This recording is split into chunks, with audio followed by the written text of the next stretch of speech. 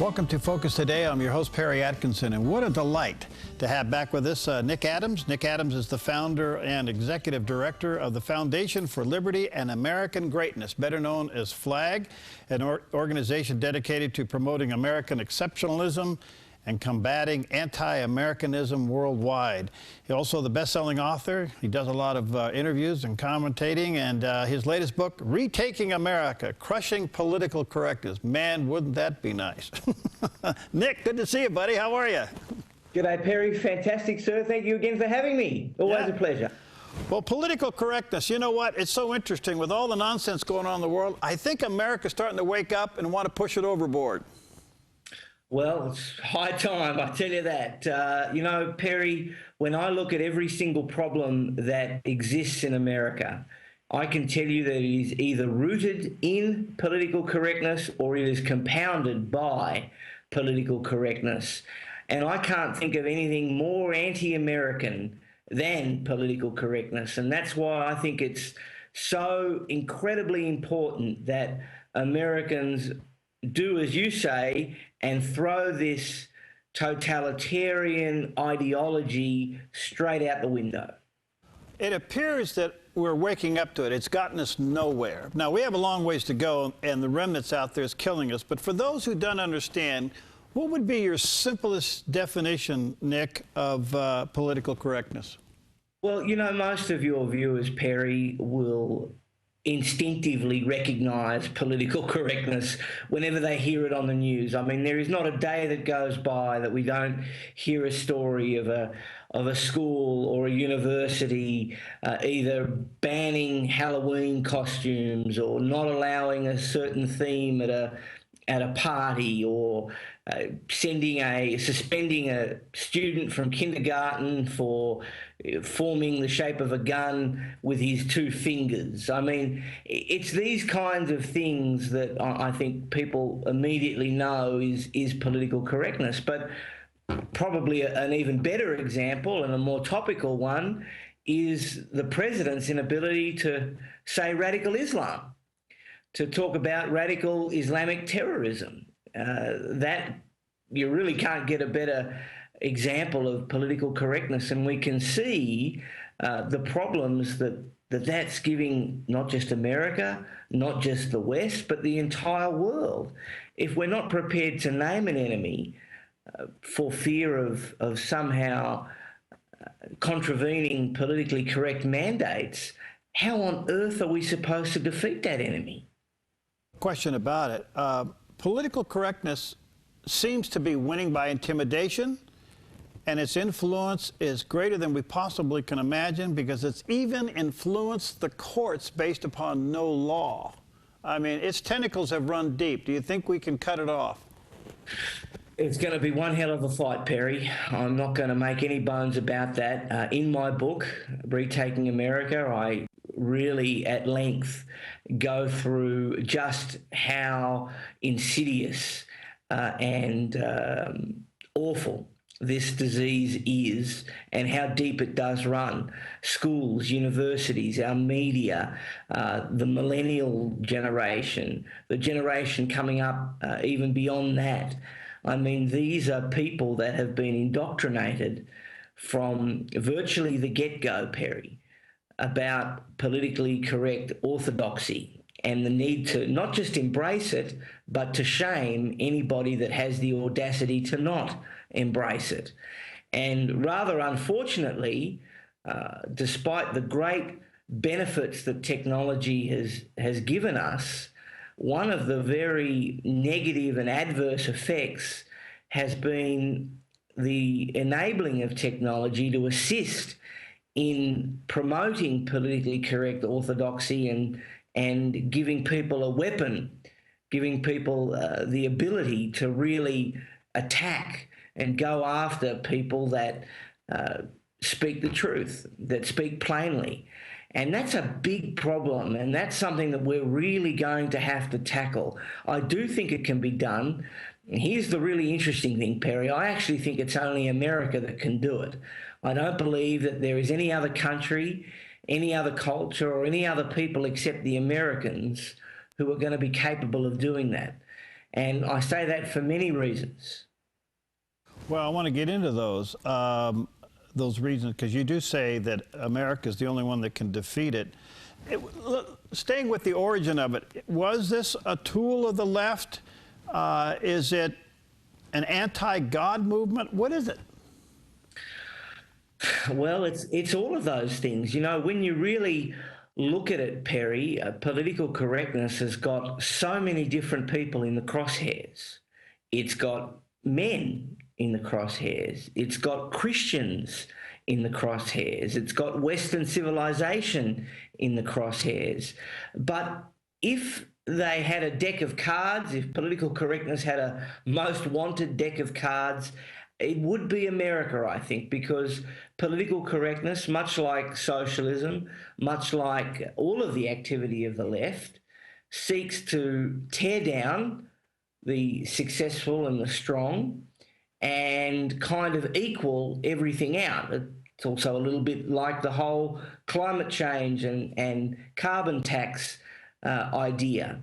So that's what's at the heart of it. What is at the heart of it is to tear away the confidence, the strength, the success, all of those things that make, really tear away at the fundamental underpinnings. And without a doubt, I mean, the Christian faith has been a prime target. And don't for one second think that the left don't conflate Christianity with America. Quite rightly, it is the most religious, industrialized nation in the world, Perry, as you know. So there is no doubt that this is a war on Christianity. This is a war on America. This is a war on so many fronts, and it's designed to shame us. It's designed to change us. It's designed to make us unwilling to cast judgments, to act when we need to act. One of the things that Americans have always been famous for, Perry, is this binary nature, this clear understanding and recognition and acknowledgement of good and evil. And what political correctness seeks to do is basically say, well, look, there is no good and there is no evil. Everything is just different. And we need to respect it, and we need to be sensitive about it, and we can't say this and we can't do that. And I say to hell with them. Well, I think everybody else is saying that. Just recently, just look what's happened to the military. We had Don't Ask, Don't Tell. We now have our first full, proudly announced gay secretary in the military. And we now have put women on the front line, all under the name and the banner of political correctness. That's exactly right. And political correctness has no place anywhere, Perry, I'm sure you'd agree, but most of all, I don't think it has a place in our militaries. A military needs to be able to win at all costs. That's what a military is designed to do. And anything that inhibits or prohibits or gets in the way of that objective and that mission and makes that little bit harder is terrible. Because one thing is for sure, the enemies that our militaries are taking on, they don't have such constraints. Has political correctness always been around, or is it just a creation over the last, say, 30 years? You know, it's a really good question, Perry, and it's one that obviously in the research for my book, Retaking America, I gave great thought to. And I don't know the answer to that, because I suppose the world has changed a lot. And now we are very much aware of people's opinions. Everything is kind of everywhere. We see a lot of it. It's while we can live in our own bubble, we're also consciously aware of the other bubbles that do exist. But I would have to think that political correctness has certainly intensified in the last 30 years, if not been a complete creation of that era. And I say that because of this reason, Perry, and this is something that I write about in my book. I don't believe, for example, that the Allies could successfully prosecute the Second World War with today's values. And when I talk about today's values, what I mean is how political correctness has diluted and affected those values to a degree where they are substantially different. There is an idea now, Perry, that if you go and fight an enemy, if the enemy has killed 4 of you, then it is only appropriate for you to go and kill 4 of them. Now, that's just unfortunately not how it works. And I think that globalization has also kind of changed things. Political correctness has really been successful in introducing incredible nuance to situations where in the old days there simply was none. And quite frankly, while it's politically incorrect to say, I think that that was a good thing. All right, Nick, let me take a break here. When we come back, there's a lot of things about this that we need to get clarity on, and I know that you talk about in your book. One is, has social media played into this? And number 2, what's it done to us to defeat ISIS and radical Islam? Has it stopped us from doing that? We're talking to Nick Adams. By the way, his website is adamsinamerica.com. nickadamsinamerica.com. The title of his book is Retaking America, Crushing Political Correctness. We'll be right back with Nick in just a moment. Hi, I'm Paulina, and I work at theDove TV. Did you know that when you support theDove TV, you have a profound impact, not only in our community, but around the world? It's your continued support that takes the inspiration and hope in the programs we produce and makes them available to the thousands of people who are watching these videos online every week. Help bring encouragement and hope to our valley and beyond by making a secure online donation today at our website, thedove.us.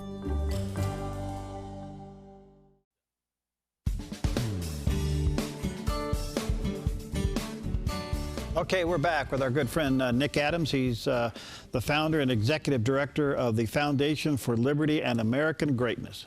Thank you, Nick, for that. It's a great name, and FLAG is the acronym for that. We're talking about political correctness, which is his book, Retaking America, Crushing Political Correctness. Look for it in the bookstores. And his website is nickadamsinamerica.com. All right, Nick, has social media enhanced political correctness? Without a doubt, Terry, social media has amplified political correctness to levels that we couldn't possibly have dreamed of. I mean, it really is online these days, practically a habit to every week choose the world's most despicable person and pile on. And often despicable tends to be quite a subjective word. But without a doubt, I mean, I think social media has given people a voice that don't deserve it. I think social media has really leveled out the platform and the playing field so much that we are now getting a whole bunch of people that, again, in any other era, Perry, quite simply would not have had a voice. They wouldn't have been able to organise and mobilise. And yet in today's world, all you need is a modem and a bathrobe, I guess, and you sit in front of your computer and you plot away, determined to make somebody's life an absolute misery. And this is no laughing matter, Perry. People lose their jobs, people lose their livelihoods, people lose friendships, they lose opportunities. And like I say, social media has weaponized political correctness. That's why it's very easy now for people to go onto the internet and go and create an online petition, as an example, and they go and get 100,000 signatures within 2 or 3 days, because now it's really easy to get that kind of virality. And then the mainstream media feel that they have no alternative but to cover this turn of events.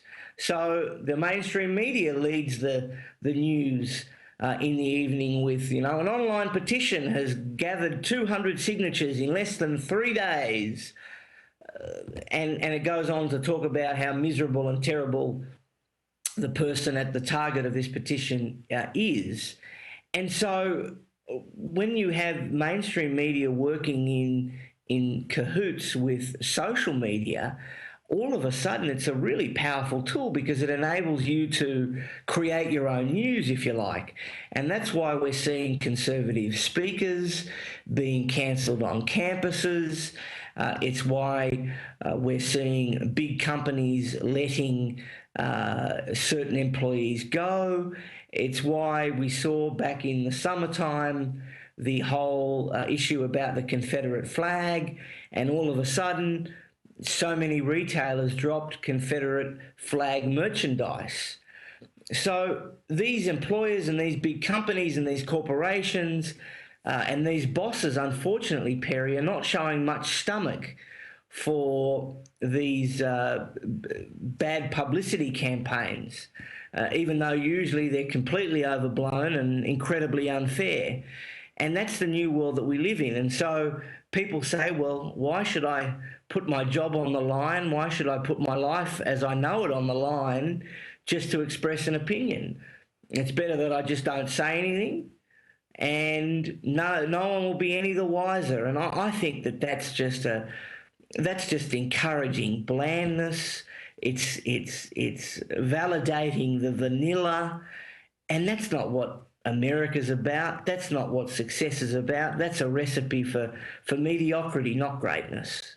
Well, I got to tell you, the very fact that you and I are having this conversation is politically incorrect. I see media being threatened by it. I see pulpits in America sooner or later being threatened by it. We know that broadcast licenses now are being threatened by it.